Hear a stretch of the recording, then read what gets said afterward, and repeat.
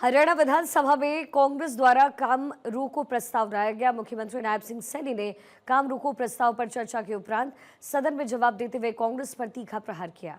उन्होंने कहा, प्रदेश में कांग्रेस ने वर्षों तक झूठ की दुकान खोलकर जनता को गुमराह किया। इन्होंने भर्ती प्रक्रिया को बाधित करने के लिए भर्ती रोको गैंग खड़ा किया है।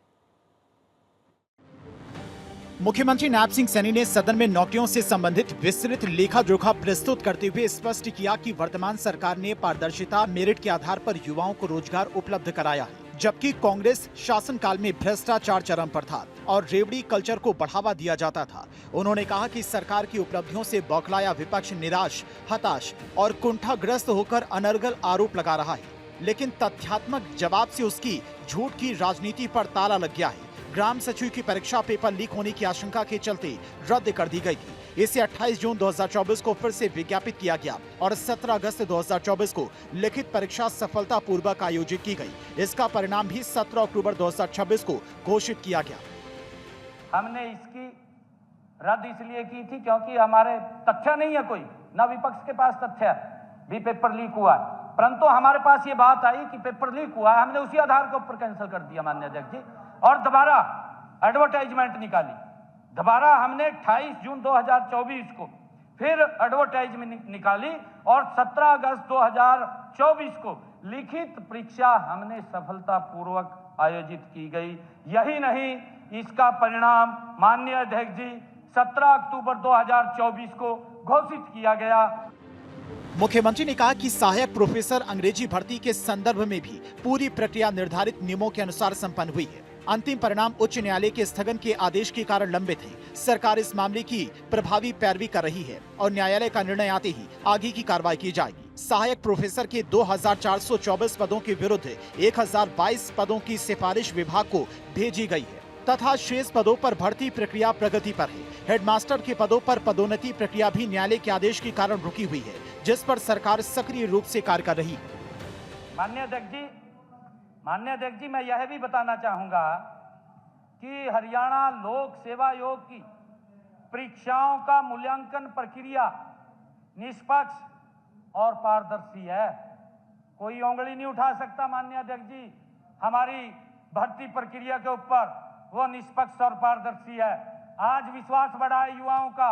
आज कोई युवा आज अपना रोल नंबर देने के लिए किसी विधायक मंत्री के घर नहीं आता, आज वो कोचिंग सेंटर में जाता है। मुख्यमंत्री ने हरियाणा पब्लिक सर्विस कमीशन यानी कि HPSC के जरिए कांग्रेस कार्यकाल में की गई भर्तियों का विवरण देते हुए बताया कि 1 अप्रैल 2010 से 31 मार्च 2011 में 712 तथा 1 अप्रैल 2011 से 31 मार्च 2012 में 1046 युवाओं की भर्ती की।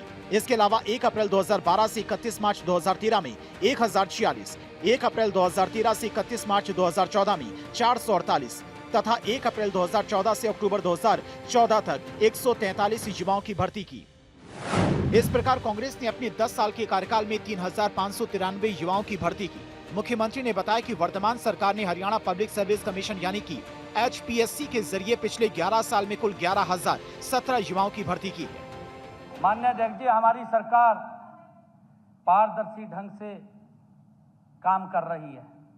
माननीय अध्यक्ष जी, हमारी इसी सफलता से विपक्ष घोर निराशा में है।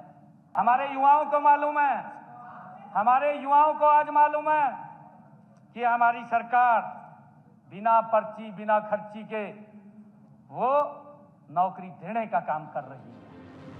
मुख्यमंत्री ने शायराना अंदाज में विपक्ष पर कटाक्ष करते हुए कहा, अब ना खर्ची चलती है, ना सिफारिश का दौर है, ये नया हरियाणा है, यहाँ काबिलियत का जोर है। मुख्यमंत्री ने कहा कि कांग्रेस के 10 सालों के शासनकाल में की गई 11 भर्तियां रद्द हुई हैं। ये भर्तियां उन्होंने रद्द नहीं की थी, बल्कि न्यायालय के द्वारा रद्द की गई। कांग्रेस सरकार द्वारा कच्चे कर्मचारियों को पक्का करने वाली नीति भी कोर्ट ने रद्द कर दी थी और 4645 कर्मचारियों को 6 महीने में निकालने का आदेश दिया था, जबकि वर्तमान सरकार ने उन्हें समायोजित किया।